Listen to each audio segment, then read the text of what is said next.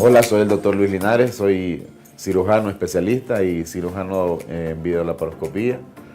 Y aparte de eso, pues tenemos una preparación en gerencia hospitalaria. Así que, pues mucho gusto a los que nos están viendo y espero poder responder adecuadamente a sus preguntas. Bienvenidos.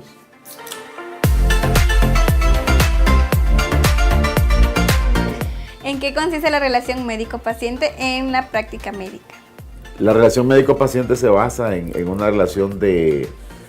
El médico debe ser como un agente, tanto en la práctica privada como en la práctica pública.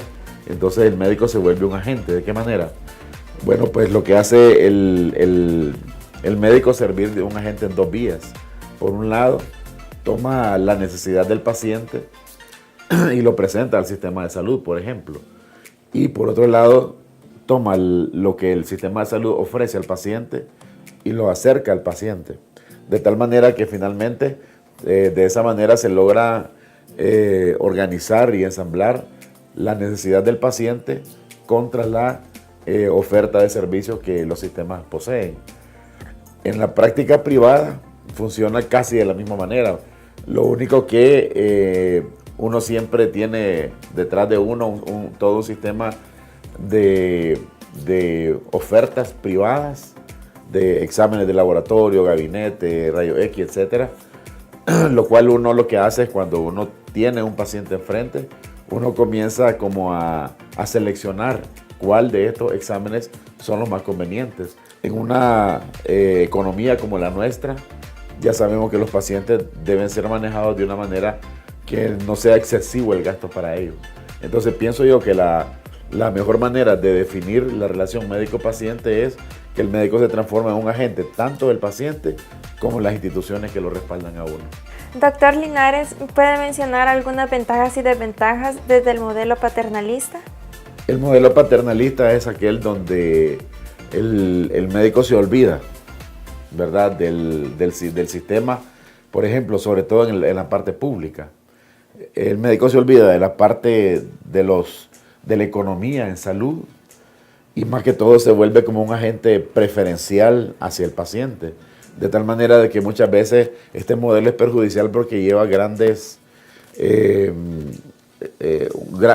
erogaciones en salud. Entonces, ¿por qué razón? Porque de repente el paciente, el médico,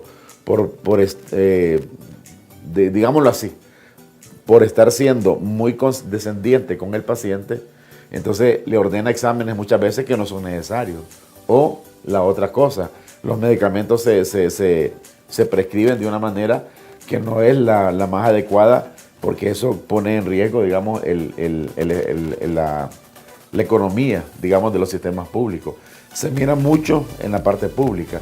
En la parte privada, ese modelo paternalista casi no se ve. ¿Por qué razón? Porque uno ya sabe que si uno se vuelve paternalista en cuanto al paciente, significa que le va a tocar el bolsillo. Entonces, ese modelo paternalista se debe a eso. Entonces, el médico es como la frontera entre el sistema público y el paciente. Y luego, por detrás del médico está todo el sistema que lo respalda. Entonces, esa posición debe ser muy bien evaluada y muy bien preservada, para que luego el médico no comience con esos modelos paternalistas que son muy perjudiciales, porque finalmente terminan con los presupuestos en salud. Eso se mira mucho en El Salvador. ¿Me podría mencionar, por favor, algunas ventajas y desventajas del modelo autónomo del paciente? El modelo autónomo por parte del paciente, no hay ventajas en ella, sino que todo es desventaja. Primero porque estamos hablando de digamos, no estamos hablando de relación alguna, sino que el paciente prácticamente lo que hace es alejarse de la práctica médica profesional. Entonces resulta de que el paciente se automedica, cualquier síntoma o cualquier enfermedad, más que todo lo que hace es tomar medicamentos que le recomiendan, en este caso, los amigos, los vecinos, etc. De tal manera que ese gran problema es porque este tipo de práctica usualmente lo que trae como consecuencia es, en el tema de los antibióticos, por ejemplo, resistencia, ¿verdad? Porque los pacientes usualmente no suelen tomarse el tiempo que uno como médico sabe que debe de ser tomado un medicamento y usualmente va tomándolo 3, 4 días y luego lo abandona. Entonces el problema es que cuando eso se hace, entonces las bacterias para las cuales están diseñados los antibióticos usualmente desarrollan una resistencia y usualmente el paciente va saltando de antibiótico en antibiótico hasta que finalmente la enfermedad puede ser crónica. La otra cosa que también propicia este tipo de práctica es que las enfermedades usualmente vienen a consultarse ya en una etapa muy avanzada. Las enfermedades que usualmente eran subagudas o agudas, ¿verdad? Como el paciente se dio la tarea de estarse automedicando, cuando llega a dar cuenta ya es una enfermedad crónica. Y una enfermedad crónica muchas veces ya es irreversible. Entonces lo ideal es siempre tener un modelo de práctica pues, que sea supervisado, en este caso por un profesional de la salud. ¿Cuáles son los obstáculos más comunes de la relación médico-paciente? La práctica o la relación médico-paciente, en la mente del médico, ¿verdad?, está en llegar a un diagnóstico, ¿verdad? Entonces, si no hay un diagnóstico, entonces el tratamiento no es efectivo, ¿verdad? Entonces, usualmente uno como médico espera que el paciente sea 100% claro, ¿verdad? Entonces, también funciona el hecho de que para yo llegar a un diagnóstico necesito primero un interrogatorio, ¿verdad? Donde están los antecedentes del paciente, donde están todos los síntomas que hayan podido transcurrir en el tiempo en que el evento se fue desarrollando. Entonces, la práctica más frecuente es que el paciente viene y oculta ciertos datos, ¿verdad? Sobre todo cuando son problemas un poco sensibles, problemas ginecológicos, problemas de embarazos no deseados, problemas de aborto o algunas otras cosas que son sensibles. Entonces, claro, cuando se oculta información, entonces al médico prácticamente se queda sin las herramientas necesarias para lograr un diagnóstico eficaz.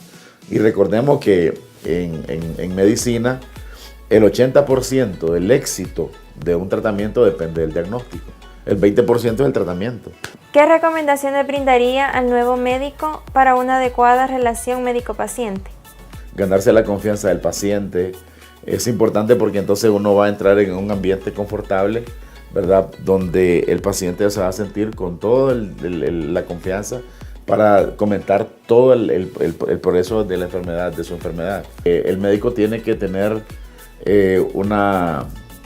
darle esa seguridad al paciente, por lo tanto no debe de haber comentarios, no deben de haber risitas, no deben de haber salidas del consultorio, sino que el paciente debe estar consciente que está frente a un profesional de la salud, hacer una empatía con el paciente, ¿verdad? Entonces empatía significa ponerse en el calzado del paciente. Yo diría que 3 cosas importantes como recomendación al nuevo médico es eso: generar confianza, ¿verdad?, al paciente. Segundo, demostrar seguridad a la hora de abordar los problemas, mucha ética, sobre todo cuando se aborda, por ejemplo, si el médico es varón y el paciente es mujer, por ejemplo. Entonces, ahí tiene que haber mucha ética, mucho respeto, ¿verdad? Y sobre todo, pues, no caer en el exceso. O sea, la confianza no quiere decir que uno se va a aprovechar de bromas y cosas con el paciente que destruyen completamente la relación.